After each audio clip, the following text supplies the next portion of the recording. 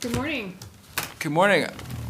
I am financed out. I hate to say it, but getting the budget, it's a zillion hours of work this whole team put together. I think we've, landed the plane at 2.9%, which was the goal. It was also kind of Meeting been. adjourned.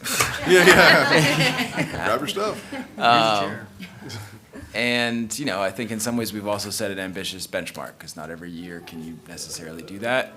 This year we worked hard to do so. We'll keep trying hard to do so and keep up a clip of publishing as much as we can online. And obviously with these meetings online and the budget process, I really think, next year, starting a lot earlier on just like the planning process, I think is the big edit I want to make. Is just aligning the council expectations of, hey, when we go through things like put a flag if you'd like to talk about at the end. How do we take out the bigger things so it's not line by line by line by line and there's bigger things sprinkled in there and we discuss and have like the time and space to. It felt like at some of these we were just going long enough, and at the beginning, I think we just talked about that earlier, it was more productive. At the end it wasn't. So how do we create a process that's just a little more, here's what the expectations are, getting council involved a little bit more at the front end on, how they want each of those meetings to go. I feel like we can clip them down even better so some of the more standardized things are there and like we can really get council input on policy and other pieces. And the other big piece too is like as we go into strategic planning, onboarding potentially up to 3 new counselors next year, how we kind of can go into the budget process with, I hate to say it, but less of like the department head to the manager, to the council, and more of like, here's the council policies that we'd like to see in this budget. What is the manager, what are the department heads thinking? Like, how do you kind of create a little more collaboration on that piece too, on kind of, going into the budget. And I think as strategic planning too, there could be a separate piece on how we do that. So yeah, that's my big things for today. On Monday, we'll see if Tammy's right, as she usually is, or if I'm right, and we'll get out of there in less than 3 hours on the. It's a long meeting, but some of them hopefully will go quicker than I think is expected. But then we'll have the budget sign off there in May, a month and a half earlier than the previous year, and with knowing what the school side is going to be and the city side, I think that was super helpful this year. It was to me, and then work towards that mill rate valuation. There's some really interesting things there. And then there's also a lot more budget stuff with, this unallocated around $400,000 in TIF funding that's currently sequestered to only specific types of economic development activities based on, what probably about 10 years ago, I think 2014 was the last TIF update.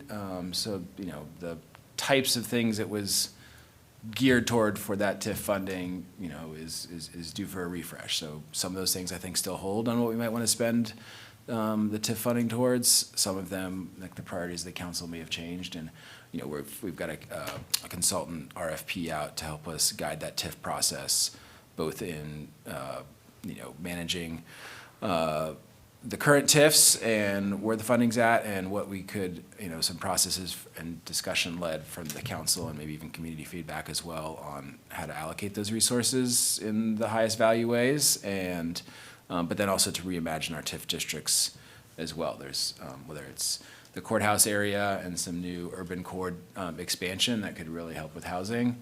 The waterfront district in the current TIFs, there's one section about establishing a downtown TIF portage district. I didn't understand why the word portage is in there.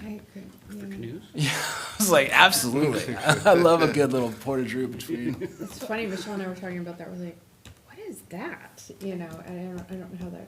I did some Googling. I even did some ChatGPTing on it. I couldn't quite figure out why it's called a TIF portage district. But even that, like, you establish the portage district and then it kind of releases funds for investments in our downtown. So, it could be as simple as a small edit to go that route. It could be a more expansive edit to resource Parks and Recreation, which will have a director, but not a ton of resources dedicated towards in the near term. But we're onboarding a new economic development director in a few weeks, likely pending the budget finalization vote on Monday. I'm going to have a Parks and Rec director job description ready to post on Tuesday, so that July 1st we can look to be onboarding or have a pretty good idea who that person is and have that, reimagine that big space, which I know from that fall council forum, that was the big takeaway, including everybody's candy choices.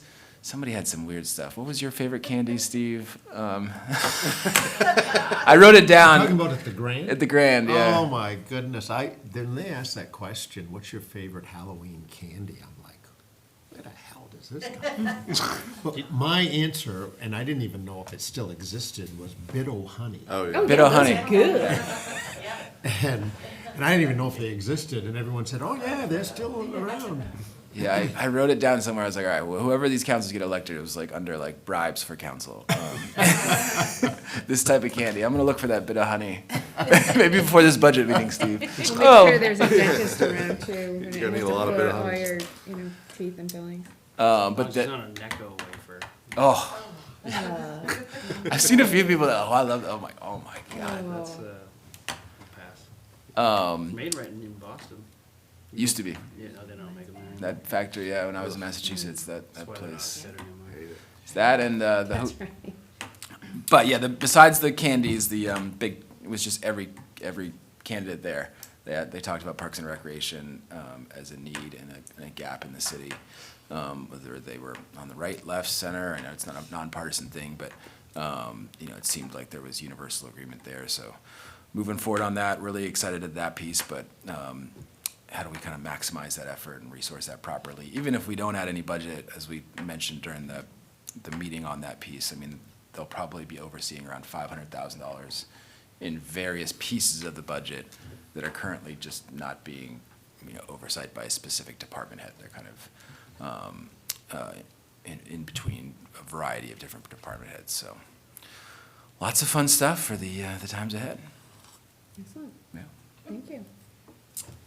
Over here in the finance world, we are, working on finishing that budget up, which hopefully we'll get that done on Monday. And then obviously we are meeting almost daily with the auditors, trying to get these reports and everything they need worked out. Obviously, like I told you guys before, had a few kinks with the Munis Cassell migration, which we have worked out for the most part.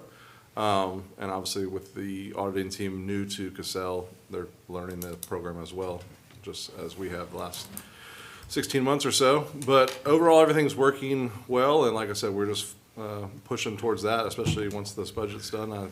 Our main focus is trying to get this audit done, and that's going to be our goal. But we're excited, and I'm excited to be sitting here in person today. I know. Not on the screen. It's hurting my neck though, having to look Yeah, at yeah. it. So I see they missed the April 30th deadline, Yeah.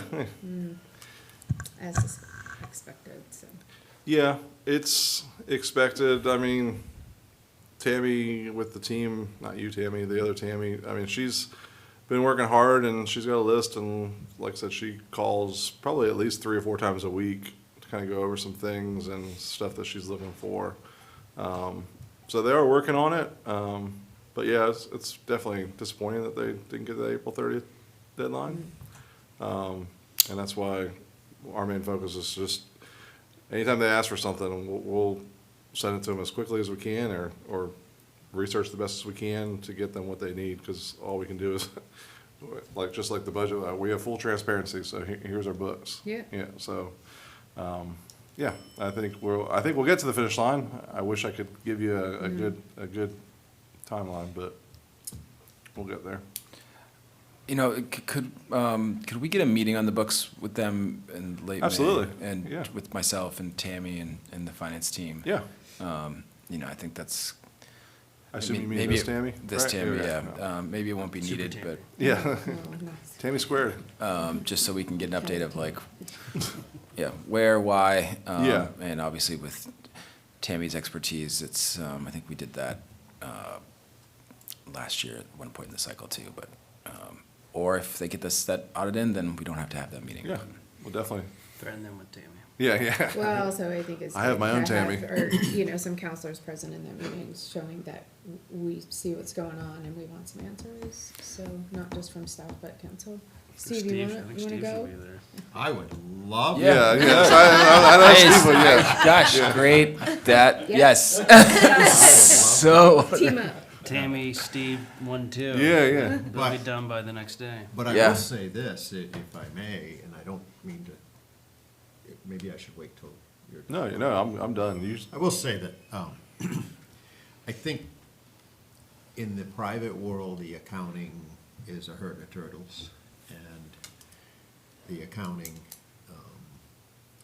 in the municipal sector, I think, is probably the same herd of turtles. I think if you talk to any banker or any accounting firm or any business person, they could share that same frustration. I know I am annoyed at no end that every year, the earlier I turn my books in, the later they do my taxes. That's a true statement. And it's just that way, their workload is huge in the industry, not just this firm. And I don't want to give them a pass, but I think it's common. I used to blow a fuse if they filed an extension for my business taxes. And now they've got me so I just expect it. And I'm angered by that. And I even more money, can you charge me double to do it, does make a difference. I think it's part of the industry. I don't think it's unique to just this group.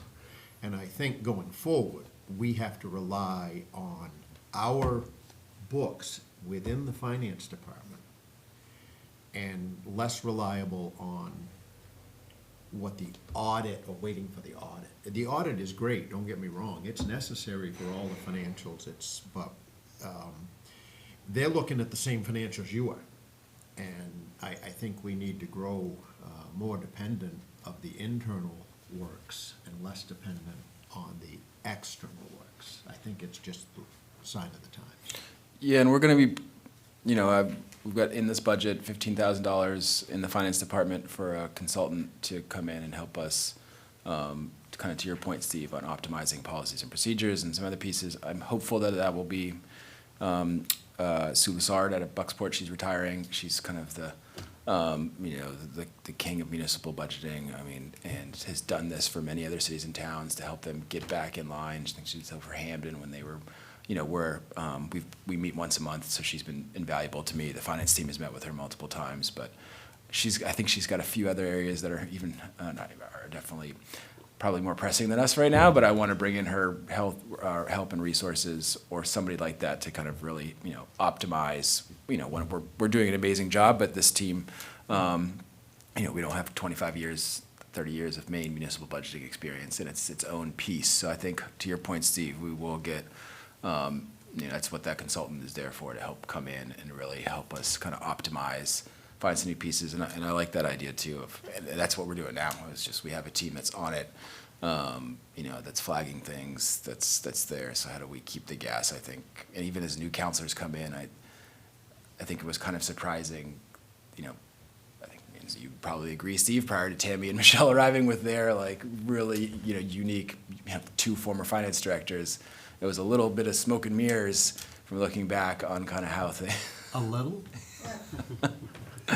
Yeah, and so how do we, we talked last night about institutionalizing some of the SIP planning. How do we institutionalize that for council onboarding? If you are, we're doing it now, you should be in our audit meetings, you're talking about this, going forward, when this council, at some point in time, hopefully so many of you will stay for a very long time, but it'll be a new group, and here's the cheat sheet for municipal budgeting and the questions you need to ask as a city councilor, that, hey, our accounts aren't reconciled, our audits have been submitted, what are we supposed to see in this budget, because they are super complicated. This team is, I think, pretty good at being transparent and accountable. But organizations ebb and flow, so how do we institutionalize some of the good questions that councilors can ask coming in and update them, so. The only issue is that some of our grants, some of our external agencies that we deal with require us to have these audits. Oh, yeah. And in the school department, last Yes. year we had the issue with the state was threatening to not, how are we doing that this year? Not to issue their reimbursements. I haven't heard that issue Yeah, I haven't heard that either. come up yet. And there is one more year on this audit. Yeah, we legally can't, although, I talked last year when things were in tough shape, I had a long conversation with the state auditor and was kind of Oh, like, yeah, that's right. what's the consequences? How in the world did we get 4 audits behind? Aren't you? And he was, kind of like, this is not, like a lot of things, you have this trouble in this, it's not, unique to just one city or town, like all over Maine, getting staff, getting the right kind of people, those accounting firms, and even the private sector. So how do you build that natively in the organization to build up? And he was, that there's really the school piece for the federal funding is, but on the municipal side, it's not like, hey, we're gonna eliminate your revenue sharing or something like that. If there was a mechanism, and he'd actually talked about, I don't know if it's moved forward on just how there could be some systemic changes to how they do this. I guess there used to be like a whole state auditing service that would essentially do this for you. There wasn't like the private, and then they went to like the single state audit process that like distributed it out for the cities and towns to do it. So when they originally put this together, I'm gonna get the dates wrong, it was like the 1940s or something like that. The system was the state auditor's office like had an auditing team that like was Interesting. with these cities and towns, and then they transitioned, a long time ago to like the single state audit process with like, here's the things you need to do, and you need to find auditors. And, that was, helpful, I think, probably from distributing to all these cities and towns that are doing this, but, they're, when there's not enough auditing firms and the system can't, and then a small town gets out of reconciliation with, one person there, and the books were all done by hand and hand ledgers, or maybe even some Excel sheets that may or may not, like, how do you kind of reconnect the longitudinal piece? So, very interesting problem. That's all I got. I know Scott with the fire department's here. He has a couple things he wanted to bring up. Okay. I know we didn't have an agenda, and I apologize, but we'll bring Scott up.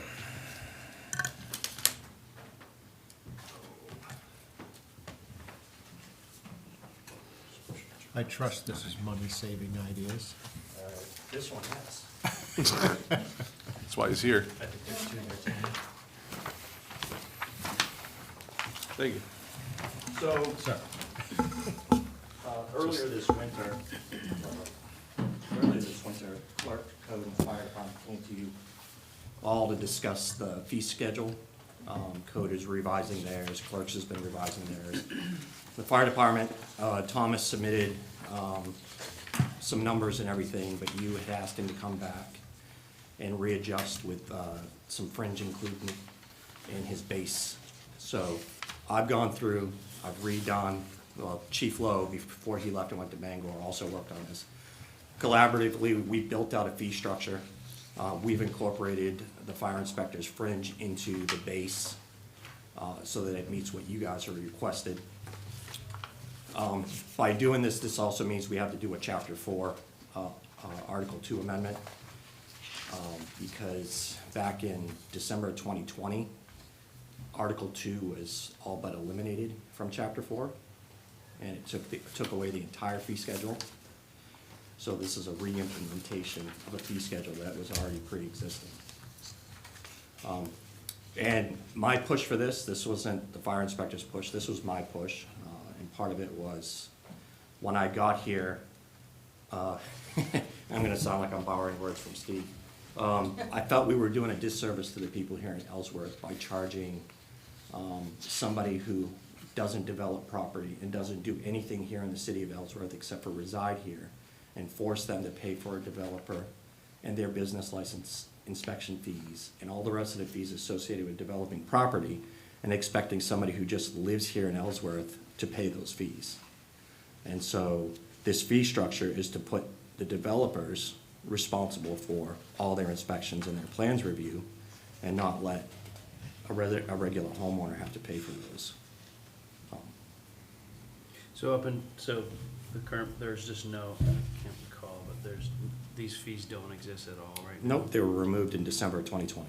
So Thomas's salary is covered by taxpayers? Correct. So We've estimated based on previous years with the number of inspections that he does and the number of plans reviews that he does, that it would be roughly $15,000 to $17,000 in revenue that would come in based on how much work that he does over the course of a year. Given the amount of projects that are coming in this year, that could be a significant difference with the size of the projects that have been coming in this year. So, Do you have an estimate of what it would cost, let's say, and I agree, I think these costs should not be, borne by, Mr. and Mrs. Ellsworth, but instead, the developer, but at the same time, we don't wanna make development prohibitively expensive and. no, I 100% agree, and I've talked with developers here in the past when they've come in to do technical review and things like that. And really what they want to know is exactly what they're going to pay and what they're going to pay for. Mhm. That's what they want to know. They don't want to, we're going to do this or we're going to do that. I got to run the code for this. They want to know exactly what they have to pay. So when they go in, they see what the fire inspection fees are and plans review fees are. They know what the code enforcement office's fees are. They know what the business license fees are. That's all they want to know, black and white.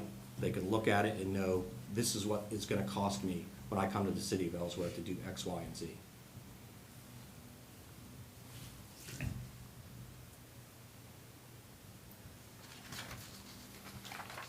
And these numbers, were they, how did you guys calculate the fees? So Chief Lowe, when he did all the work on that, he based it off similar sized communities throughout the state of Maine and pulled their fee schedules and tried to find the middle of the road so that we weren't grossly on the far end, left or right, and wanted to be right in the middle. Especially since we've gone 5 years now without a fee schedule, it wouldn't make sense to go to the high end. So And do you have a sense that how much of Thomas's efforts would be covered by a fee schedule like that? You said you estimate 17,000? yeah, So we're not right, fully we're not fully right, paying and for without Thomas. a full set of data, until we get at least a year's worth of data in, I couldn't give you a formal, Thomas's salary obviously is gonna be covered by Yeah. all of this, a small portion would be, but to be able to put that back in and help offset some of that. At some point in time in the future, I would like to see the fire inspection section be covered entirely by that. Yeah. So that it's a fee for service and that it's a self-funded division of the fire department instead of a general fund out of payroll that it's all coming out of the taxpayers. There is some responsibility being paid. We have to provide a fire inspector, and by statute, I'm technically the fire inspector for the city. The fire inspector that we hire is my designee, but again, there's a cost that's associated, and if I can help balance that cost out, I would like to be able to do that.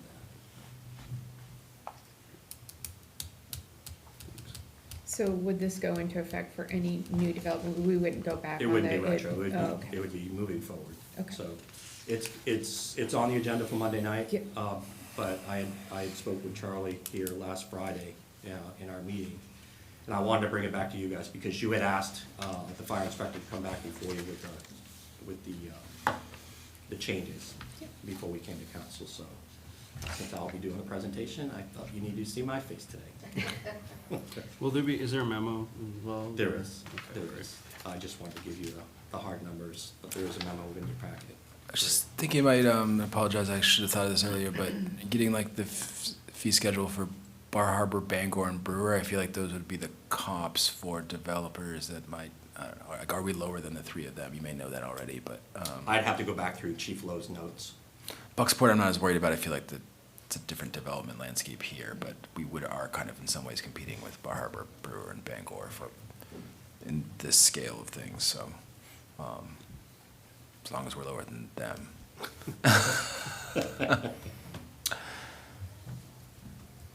I know this is one of Steve's Yes, read. Steve. He wants to limit the tax rate, but this is not what he likes. I'd like to, this is a small piece of a bigger puzzle. So when you take this and maybe what code is coming forward with and what other these development fees are, the aggregate amount creates a business prevention environment that I'm not a fan of. Now, I don't know if, what part in that whole thing this plays, but I'd just like to say that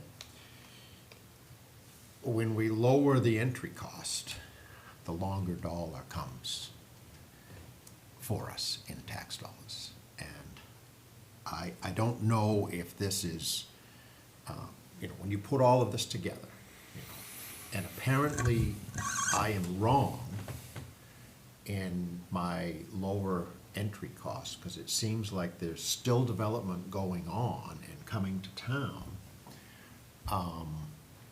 with these impact fees and this proposal and more building permit fees and all that. So apparently my thinking is wrong, that we're still getting development and we're still getting people wanting to push through this process. However, I think that the longer dollar is far more important than the upfront cost. And I'll go to my grave feeling that. Yeah, I'm kind of, I don't know, gosh, Michelle sat in this chair, maybe this chair has something wrong with it. In terms of like, agree. I agree with you to some extent. Oh my goodness. Steve, 2 days in a row. Yeah, look at you. Holy smokes. Wow. Less than 12 hours. But Better buy a lottery. a little bit of a different We'll spin, and continue on Monday. we're gonna hire. We also got it out for an ordinance review for a consultant to like look at all of our ordinances, make sure. I think in some ways we've talked about this, Steve. That I feel like that's gonna drive some of the things I've heard from developers, including one in this room on just parking size and building heights and other pieces. And like there are specific things that are really like, hey, we hit this, and this is a tripwire for us. I haven't heard. I know you have on the fees, and to your point with the chamber dinner last night. I mean, the guy who is doing the I think a $20 million project, the Home to Suites here, just said Ellsworth's time is now.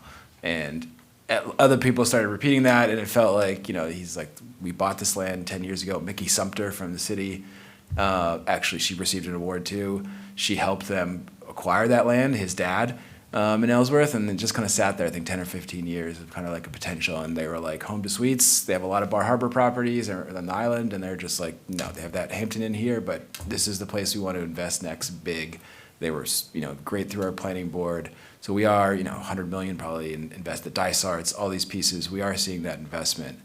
But there's a piece to me, like if we were going to, as long as we're lower than other folks, I'm kind of fine. Let's get in line. That's going to limit taxpayer. We've got a good growth profile. I don't think it's going to hurt development that much. But I could see an argument if we were going to signal to the business community that how business friendly we are would be to eliminate them all, to go to zero on all of them. Then you'd get the credit. If we're like, 25 cents below blank, like I don't think that the developer's coming in, putting together a massive Excel sheet. And, as long as we're lower than Bar Harbor, Brewer, and Bangor, I don't think this is going to hurt anything. But if we wanted to do the cost of just getting rid of them all and being like, we are so darn business friendly around here, and that it's gone, I feel like you could actually get a little bit of a signaling effect to the business community from eliminating that. There'd be a taxpayer effect too, and I'd want to figure that out. But If I could just further that, I think ultimately where I'm going is that when you've got 50 people pulling on the wagon, everyone has to pull a certain degree of strength. And when you have 150 people pulling on the wagon, and the wagon being the tax burden, everyone's got to produce less to pull the wagon. And that's where I'm going, is that the lower entry fee, or the zero entry fee, ultimately has many more people contributing to the infrastructure. And infrastructure will have to grow because of that. But we're sitting on the largest landmass of many cities. And if you've got 150 people throwing money into the coffer instead of 50, ultimately the longer dollar will win. yeah, I do feel like for me, it's the administrative piece. like, whether it's $25 for the occupancy load calculation or 50, like, if there's zero and you're a developer and you're coming here and it's like, hey, I don't have to do any of this admin paperwork of figuring out these things. I know that if I build 500 units of residential in Ellsworth, like, that whole, like, calculate this, and yeah, the city's gonna bear a cost of that, but the city's also gonna gain 500 residential units of developers, knowing that their admin, like, structures are gonna be less, and we're gonna get, on a project that's, that many, we're gonna get hundreds of thousands of dollars every year in additional tax revenue. So if you're so darn business friendly that people are like, yeah, you get into Ellsworth, it's white glove service. You don't have any fees you gotta worry about. You don't do the calculations either. So you gotta get through planning board. You gotta have good plans. You gotta have, and even there, like, we're getting you through. We've streamlined our regulatory environment so that we can get you in because people want to build here. To me, that's where the big value would be, actually, to go, to send the signal to be like, we have no administrative burden on that side of things, and to figure out what that cost would be. Okay, now we got to pick up another $300,000 a year on the full taxpayer, but knowing that the math of encouraging more development will actually be better. And there's a cost, like, all right, let's say you take in another, just $1,000, that's not a clean $1,000. Probably 65% of that is gonna have to go to infrastructure growth, because you're gonna need more people, to do Right. more things. I mean, it's not clear money, but overall, I think it's healthy. Yeah, and we had some declines in our school population, so that, how do we keep us as a livable? My wife says, she's in branding. She's like, I like Ellsworth is like the most livable city in Maine, as like the kind of, how do you, like, year round? I think that's our vibe. You go to Bar Harbor and Castine too, and in the wintertime, as a year-round resident, it's pretty sleepy. And there's a lot, like, here in the wintertime, like, people are still coming. I'm still coming here even on the weekends to do things, do activities. And so if we keep up that residential profile, yeah, we're gonna have to expand our infrastructure. All our businesses downtown keep growing though, because there's more people that are living here. I think it's, and we're seeing it. I'm excited for the valuation conversation and getting a little more deep into our new growth, and been talking to Robert about, like, that big Excel sheet he has of all the projects that have come through here. How do we track those pieces? So, yeah. So a half agreement, Steve. I'd go to 0. That's better than usual. Yeah, Come on Yeah, now. take it. That's a celebration cause. Yeah. Thank you, Scott. Did you have something else too, Scott? The only other thing I had was, a couple of years ago, before Charlie here, Tammy was very clear that, not Tammy, but I apologize. Michelle was very clear that any large purchases, she wanted us to come through the Finance Committee first. Fire department's received a almost $36,000 sustainability grant that is dedicated to the purchase of specific equipment. And on Monday, I'll be coming forward to ask you guys to use that grant money, otherwise we have to turn it back in, for 2 CPR devices, which basically takes the place of a firefighter. And given what you guys see here every day, where I could have one truck in North Ellsworth and another truck over at Walmart, that one device, you being able to be used as a fireman to do CPR, will allow us to continue to provide the care that you guys keep promoting, that we're providing a high-quality care. And so on Monday, I'll be coming forward to ask you guys to utilize that grant money to purchase 2 devices.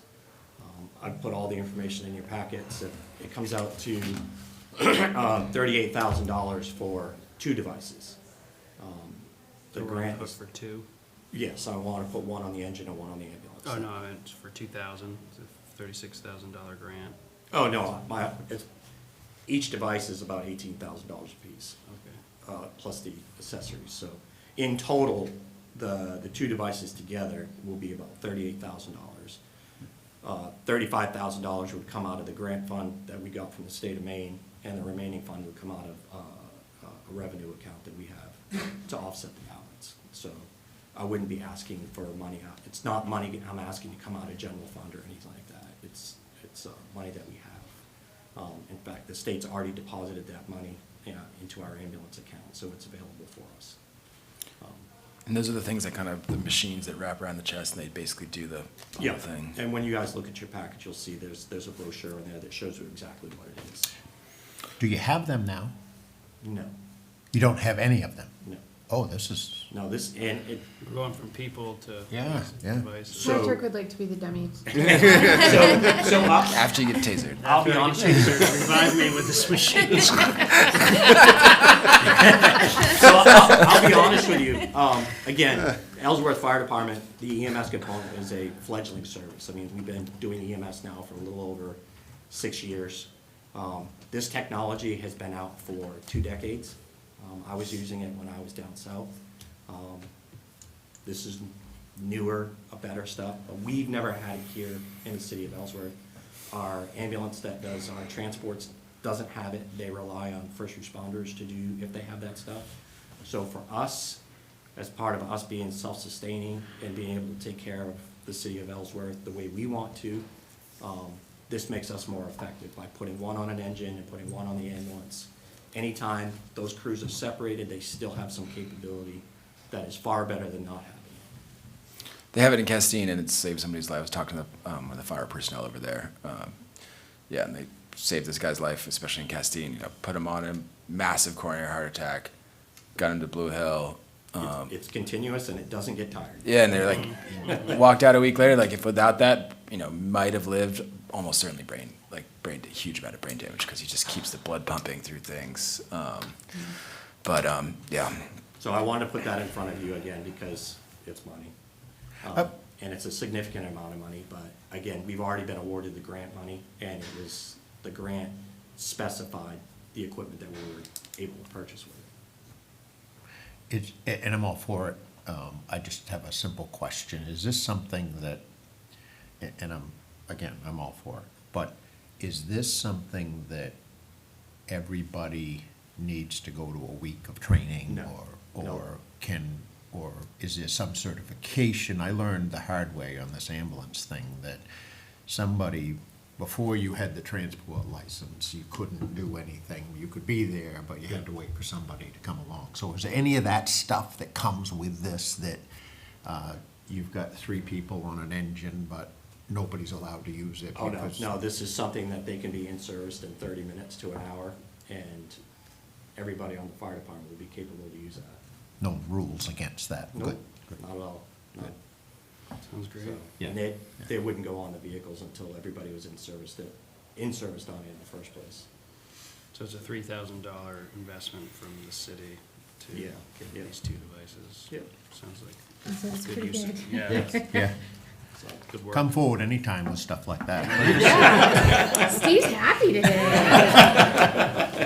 so that's all I have for you. Those were the 2 items, and I want to make sure that we were all on the same page before I came before you on Monday, and we have to rehash this all Yeah. again. Thank you, Scott. Not a problem.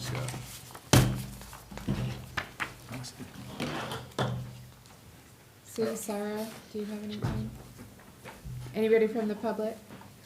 Our honorary finance committee. Good morning, Jared, resident. This finance season, definitely the smoothest, and I'm kind of sad. Like, my nightly TV is gonna be coming to an end on Monday, and I don't know what to do. But, no, you know, you guys did an awesome job going through every department. You know, there was talks last night about possibly being able to streamline it and this and that. And today, I feel like, you know, it could be done a little bit more streamlined, but I do like how we are hitting every department, and, you know, there's no real questions once that department head gets down of how did we get to this number, which is, you know, really nice, and you add it all up, and, you know, you come up to the final number. Sorry, I'm a little out of the, but I'm just totally floored with what I heard from Charlie there, that I'm just like speechless, and you know, I definitely think that, you know, that that'd be a great approach. I mean, back when I was a kid, you used to drive into Ellsworth, and like the first sign you used to see by DeMeyer Field was business friendly Ellsworth. And, you know, I really think that if we got back to that, the long dollar is really gonna help with being able to make some big improvements in the community. You know, there's some big ticket items that are coming down the road, and, you know, if you could get some of these bigger corporations to come in and help flip the bill. That would go a long ways. You know, last night, listening to the conversation of turkey or erky, I would, you know. At the very least, we're gonna go to the name change. You know, I kind of had some thoughts on that, and I was like, well, you know, we're going into, I don't know if we finalize the new lease with the Y, but is a possibility of moving, because there seems like there's a need for the program. My thing is do we need a program on prime real estate, which then, if we sold that prime piece of real estate, we could buy like the turkey pump truck or something like that, a big capital improvement. And if we haven't finalized the deal with the Y, you know, would it be able to take 5,000 square feet of the space at the Moore Center to bring that up there, so we can still provide those services to the people that are looking for them, but maybe we don't have the overhead of a building that is gonna need some more love in the near future. I know when we bought it, we spent big money, well, not big money, but we spent a lot of money on renovating it, and, you know, to just give it away or to keep dumping money into it. Like, if you were a private investor and you went 10 years and you're not hitting your goals, to go back to the bank to ask them for more money to keep the program going, they're definitely going to be asking questions. And I understand the municipal side versus the private side, but you know, I didn't know if it might be a relocation but still keeping a program going that would offset the costs of that. Yeah, it's all excellent questions. You know, the true answers, I don't know. And I should say you know, we're going to onboard Twyla, our new economic development person. You know, reading the tea leaves as well as I can. Looks like we'll pass a budget on Monday that'll include a Parks and Rec director. And, you know, both of those places and kind of their input on this facility, and also just the staff manpower and resources to how we present it back to council. I think it was clear last night in council that we'll do some strategic planning pieces, but I think the TIF reimagining is one piece that we really want to focus on, and the policy and what to do there. ERKI, I think, is another one. There, you know, there's some interesting ideas. There's a little bit of council divergence on where we should go. I think that's another. We'll definitely bring that to the fore. Just a little bit for an update on the YMCA. I think it's an excellent point. I think, you know, our school is also going to be adding a pre-K program and using a lot of that space. So I don't think they're going to have probably enough space to be in there, and it's one of the other things, you know, I think we might be looking towards an extension probably for a year of this lease, some, you know, general modifications, and then really looking towards with the Parks and Rec director and a, you know, new economic development director, like, what do we do? To Steve's kind of point previously, I think you've made Steve on, like, should the city just, it's a city-owned building, should the city operate it outright? You know, that's we have a Parks and Rec director. We might need a program coordinator. There's multiple staff to kind of rent that facility. I know there was some discussion, Steve, with you and Michelle, on like the way their operating structure is. That was based is, you know, essentially the Y manages that facility for us, so we don't have to. They pay the electricity, they pay the cleaning, they book all the venues. They charge, you know, a rate that hasn't really been changed for the two individuals that are there, and then they have a separate kind of fee that they got from the city, you know, beginning about a decade ago for Parks and Rec purposes, but that's not necessarily relative to the operating fee. Like, and you know, and childcare is becoming more and more expensive. They're adding this the school's pre-K program in there. There's a lot of moving pieces on that city. The city, you know, made a big investment in that facility before. It's also, you know, like anything after 10 years, it's also has depreciations. So how do we kind of, ERKI and the YMCA have in some ways kind of similar structures. They had, you know, 10, 15 years ago, you know, there was some arrangements made. Some of that has worked out great. Some of it has not as much. And, you know, how do we kind of align that to current needs and purposes? So I could definitely see a lot of public workshops on the ERKI piece of how we move forward too, and we'll make sure to kind of connect that to the Y conversation. Yeah, if there is some space in there, I hadn't thought about that if you want to keep that sort of office space rental, but I'm pretty sure that the Moore Center isn't going to have that kind of facility. Yeah, and I'm curious about on your development piece too, like, you know, just not to prove Yeah. Steve right and me wrong, but maybe so. Yeah, do you think it would be like changing it lower or keeping it is helpful, or is it really like the elimination that would really make it more enticing to build more? Obviously, there's two parts of me here, because there's the resident and then there's the, but as far as like the work aspect of my life, I feel like, just open the gates, let them come in. I know that it's gonna sting a little bit at the beginning, but if we look for the long-term dollar on these people and what they're gonna bring, it's gonna offset that quick sting. I know that there's gonna be some infrastructure, but if you're looking at $500,000 to bring a line down, but you all of a sudden open up 40 acres of prime commercial real estate, that's gonna be recouped in a really quick time, not only by the water, selling back, being able to buy the water, but just the development. I mean, you can look at the property values, and then you can look at the personal property. I mean, the personal property on some of these big businesses is almost gonna offset. So yeah, I know that as like a homeowner in Ellsworth, the first, year or two, that sting of carrying some of these fees might hurt a little bit. But in the back of my head, I know the long term that's gonna drive my property taxes down, and that it'd be the way to go. And, you look at, some of the other towns that we're competing with, and we need that. We need to just be like, look, you can come here, we're not gonna hit you with this, this, and this.